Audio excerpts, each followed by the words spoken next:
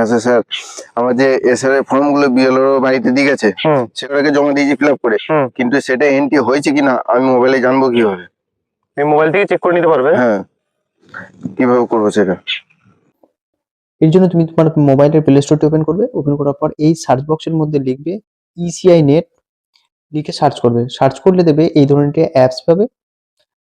এই অ্যাপসটিকে ইনস্টল করে নেবে। ইনস্টল করার পর ওপেন করে নেবে।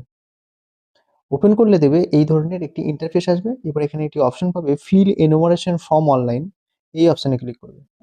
এই ধরনের ইন্টারফেস চলে আসবে। এবার তুমি তোমার মোবাইল নাম্বারটি দেবে, দেওয়ার পর সেন্ড ওটিপিতে ক্লিক করবে।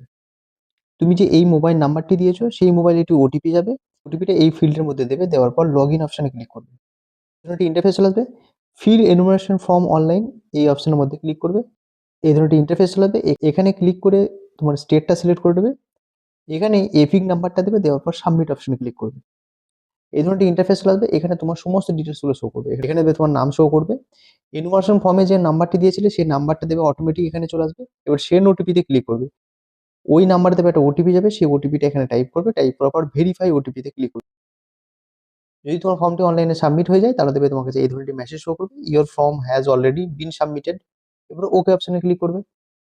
আপনারাও কিন্তু এই প্রসেসে জেনে নেন, এটা একটা গুরুত্বপূর্ণ বিষয়। যদি আপনার ফর্মটি অনলাইন এন্ট্রি না হয়ে থাকে তাহলে কিন্তু আপনি সমস্যায় পড়তে পারেন। সেজন্য অবশ্যই চেক করুন আপনার এবং বাড়ির অন্যদের।